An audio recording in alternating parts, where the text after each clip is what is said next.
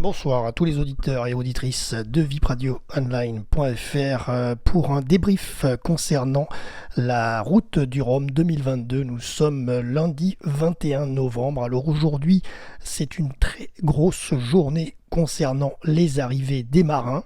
Pas moins de 6 marins sont arrivés aujourd'hui et il y en a encore 3 qui sont en train d'arriver ce soir, qui contournent la Guadeloupe. J'en dis pas plus, vous le saurez dans notre podcast. Alors, le premier du jour qui est arrivé, c'est Thomas Ruyant, qui remporte la catégorie IMOCA en monocoque ce lundi à 7h51 heure de Paris, après 11 jours, 17h36 minutes. Il a annoncé que c'était sa dernière course avec son monocoque Linked Out.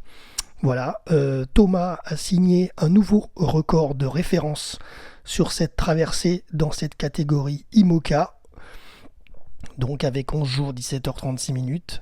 Il a également dit qu'il était fatigué mais heureux, et il a dit, je cite, je crois que c'est la plus belle victoire. Et d'ailleurs, c'était une victoire au coude à coude, puisque Charlie Dalin a été le deuxième homme du jour à arriver aujourd'hui, donc à 8h53 heure de Paris. Il a franchi la ligne d'arrivée à Pointe-à-Pitre en Guadeloupe, donc en pleine nuit, en deuxième position.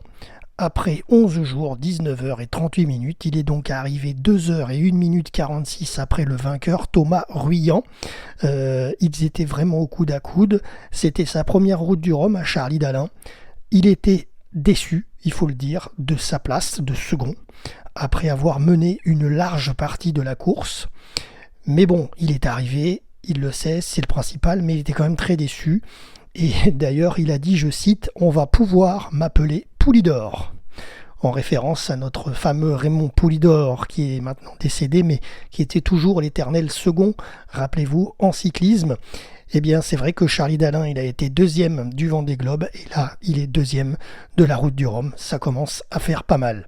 Voilà, et il a quand même dit aussi que c'était la dernière course avec son monocoque actuel à Pivia. Ensuite, le troisième du jour qui est arrivé, c'est Éric Perron. Alors là, c'est pas en IMOCA, c'est en Ocean 50. Il est arrivé à 9h36 aux heures de Paris ce matin, mais c'était encore très très tôt, c'était 4h30 du matin en Guadeloupe à Pointe-à-Pitre, ça pique. Il est arrivé en 4e position des Ocean 50 sur son trimaran. Il était fatigué, mais, je cite, heureux et soulagé. Voilà pour Éric Perron qui est arrivé donc 4e des Ocean 50. Ensuite, nous avons, j'ai des petites notes parce qu'il y en a pas mal. Il y a Jérémy Bayou qui est arrivé, le 4e du jour qui est arrivé, c'est lui, c'est Jérémy Bayou en IMOCA. Et il complète le podium, d'ailleurs vous le voyez en image dans notre podcast, il complète le podium de la catégorie IMOCA. 3e, il est arrivé à 11h15 heure de Paris à Pointe-à-Pitre, après 11 jours, 21h, avec son monocoque Charal 2. Il a précisé que ce nouveau bateau était en rodage, donc en pleine phase de test, voilà, donc c'est pour ça qu'il n'a pas pu tenir le parcours dans les 2 premières places, mais enfin il est quand même arrivé dans la même journée, donc c'est quand même pas mal. Voilà, 3e place pour Jérémy Bayou. Ensuite, nous avons eu le suivant, c'est Kevin Escoffier, 13h46 heure de Paris, l'arrivée. Il a franchi la ligne d'arrivée en 4e position des IMOCA. Très fatigué, mais très content, avec plein d'humour. Il est très content d'être à sa place, en 4e position, avec ce nouveau bateau qui a été mis à l'eau en mai 2022 seulement. Voilà, et depuis son chavirage au Vendée Globe 2020-21. Rappelez-vous, il avait même été secouru en plein océan Atlantique Sud par Jean Le Cam, qui avait réussi à le récupérer, à le repêcher, et son bateau, son ancien PRB, a totalement coulé. Voilà, donc là il a remonté ce projet avec PRB et avec un autre sponsor dont j'ai plus le nom, et donc du coup il le dit, Kevin, je cite, il avait vraiment à cœur de finir cette course. Voilà. Et en plus, du coup, c'était ses premiers pas, ce bateau, c'était premiers pas sur la navigation, puisqu'il a été mis à l'eau en mai 2022, c'est très très récent. Voilà. Ensuite, après Kevin Escoffier, aujourd'hui, nous avons eu Armel Tripon, qui est arrivé à 15h53, heure de Paris. Mais nous ne sommes pas à Paris, c'est la Guadeloupe. Mais en tous les cas, donc Armel Tripon est arrivé, lui, en Ocean 50. Nouveau bateau, difficile à manœuvrer, il a expliqué, hein, c'est un bateau qui est nouveau mais assez rustique quand même, et qui est éprouvant. Il est fatigué mais plein de bons moments, voilà ce qu'il a dit. Et donc il est arrivé 5e de sa catégorie Ocean 50 à Pointe-à-Pitre en Guadeloupe. Et le dernier que nous avons pu suivre aujourd'hui, qui est arrivé...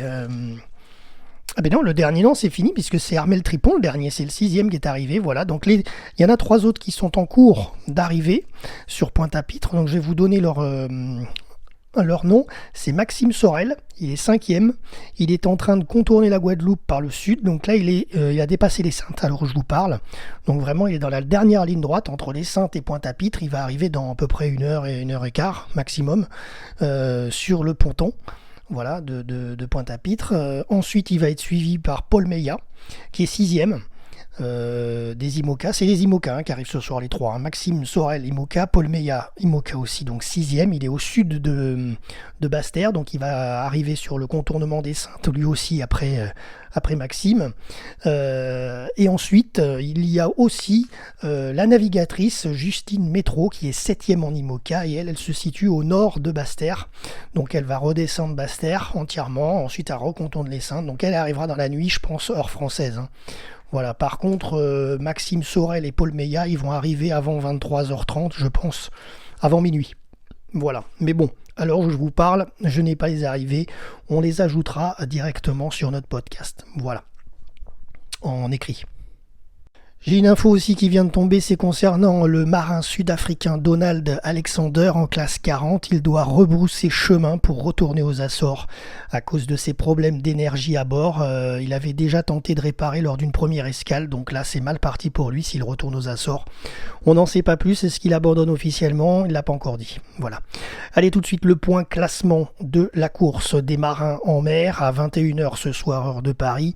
Classe 40 menée par Johan Richomme en main de maître. Ensuite en IMOCA nous avons Benjamin Dutreux qui arrivera normalement cette nuit, mais enfin ça va être très tôt demain matin heure de Paris, c'est dans la nuit de la Guadeloupe qu'il va arriver.